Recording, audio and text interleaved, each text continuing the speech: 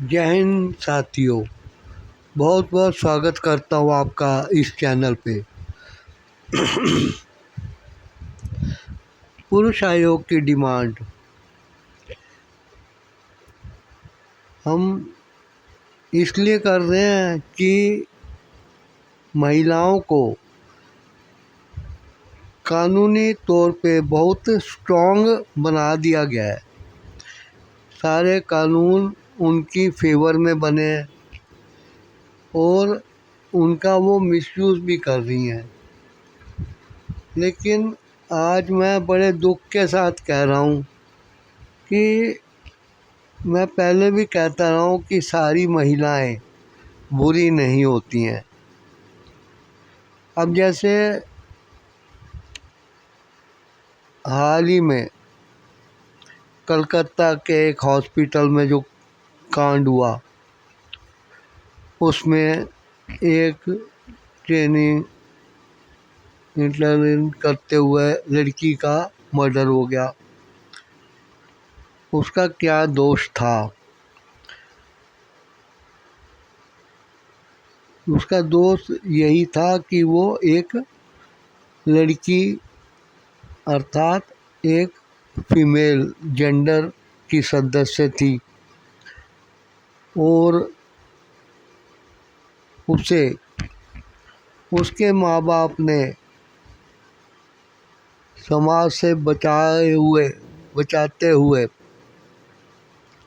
इतना लिखाया पढ़ाया कि बाद में वो एक डॉक्टर बनने में कामयाब रही। वो अपनी ड्यूटी निभा रही थी और हॉस्पिटल में एक सुरक्षा का वातावरण उसको महसूस होता था कि सब कुछ सुरक्षा घेरे में है। कई लेयर की सुरक्षा हॉस्पिटल में अवेलेबल रहती है, क्योंकि जो गेट सड़क के ऊपर होते हैं वहाँ भी सिक्योरिटी गार्ड रहते हैं, अंदर भी सिक्योरिटी गार्ड रहते हैं। उनकी दिन में भी ड्यूटी होती है, रात में भी होती है। दूसरे डॉक्टर भी और पेशेंट भी उस टाइम अपनी उपस्थिति के कारण एक सुरक्षा का वातावरण बनाते हैं। लेकिन उस रात क्या हुआ? सब सिक्योरिटी कहाँ गायब हो गई थी? क्या एक हॉस्पिटल में किसी के आने जाने पर चेकिंग नहीं होती? माना कि वो आदमी हॉस्पिटल में सबकी जान पहचान का था, लेकिन फिर भी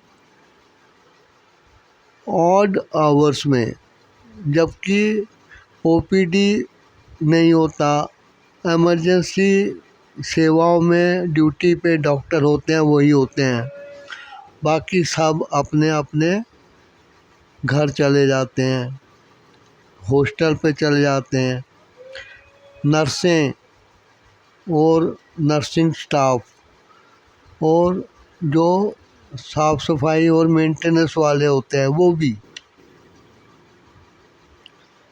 रात के टाइम जिनकी ड्यूटी होती है वही ड्यूटी पे रहते हैं। उस टाइम तो पेशेंट के जो अटेंडेंट होते हैं उन लोगों को भी वहाँ से दूर कर दिया जाता है। लेकिन गेट पर और दूसरी जगह पे सिक्योरिटी गार्ड होते हैं। आजकल लोग अपने अपने घरों के बाहर भी सीसीटीवी कैमरा लगा देते हैं। तो क्या हॉस्पिटल में सीसीटीवी कैमरा ज़रूरत से कम थे, जिनमें कोई फुटेज बरामद नहीं हो सकी है? अब वो लड़की थी, उसने अपने जीवन का अंत जिस तरीके से होते हुए देखा होगा, उसमें महिला आयोग और पुरुष आयोग के झंझट जो हैं, झगड़े हैं, वो बड़े फीके पड़ जाते हैं।